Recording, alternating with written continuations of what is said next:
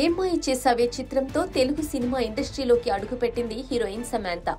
Gautam Menon direction లో 2010లో వచ్చిన ఈ చిత్రం ఇటీవలే 15 ఏళ్లు పూర్తి చేసుకుంది.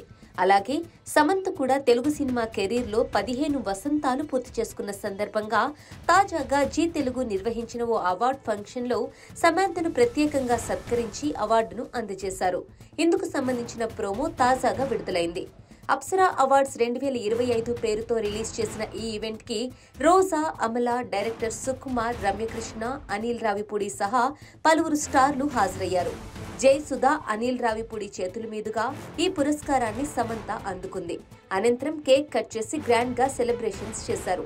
అయితే ఈ ప్రోమోలో ఓ ఇంట్రెస్టింగ్ సీన్ దర్శనమిచ్చింది. అవార్డు అందుకున్న సమంత స్టేజ్ మీద మాట్లాడుతూ, తెలుగు ఇండస్ట్రీ నాకు అన్ని ఇచ్చింది, ఇదే నా కర్మభూమి, ఎప్పుడూ నా తొలి ప్రాధాన్యం తెలుగు ప్రేక్షకులే అవుతారని నేను ప్రామిస్ చేస్తున్నా అంటూ సమంత మాట్లాడింది. ఇక ఈ మాటలకు అక్కినేని అమల నవ్వుతూ చప్పట్లు కొట్టారు. ప్రోమోలో ఈ సీన్ బాగా హైలైట్ చేశారు. ఇది చూసిన అక్కినేని సమంత అభిమానులు పాజిటివ్ కామెంట్లు పెట్టారు.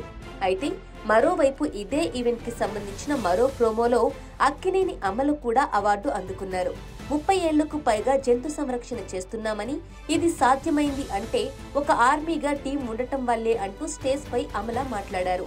అయితే అమలకు రోజా తన చేతుల మీదుగా అవార్డు ఇచ్చారు. ఈ సందర్భంగా అమలను ఒక ఇంట్రెస్టింగ్ క్వశ్చన్ అడిగారు రోజా.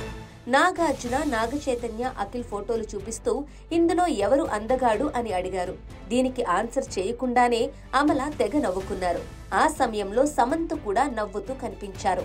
అయితే ఇలా చాన్నాళ్ల తర్వాత అక్కినేని ఫ్యామిలీకి సంబంధించిన వ్యక్తులతో సమంత కనిపించడంతో అభిమానులు సంతోషం వ్యక్తం చేస్తున్నారు. మరోవైపు కొంతమంది మాత్రం అది కేవలం ఎడిటర్ పనితనం అంటూ కొట్టిపారేస్తున్నారు. నిజానికి సమంత, అమల ఇద్దరూ ఈ ఈవెంట్ కి హాజరైనప్పటికీ వేరు సమయాల్లో హాజరై ఉండొచ్చు.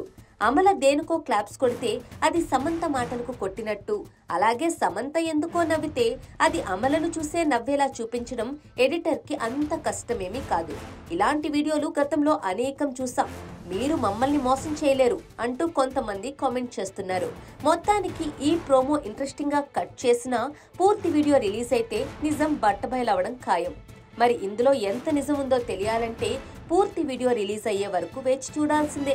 ఇక నాగ చైతన్యతో విడాకులు తీసుకున్న తర్వాత శామ్ తన కెరీర్ పై ఫోకస్ పెట్టింది. తెలుగుతో పాటు హిందీలో కూడా చిత్రాలు, వెబ్ సిరీస్ చేస్తూ బిజీ అయింది.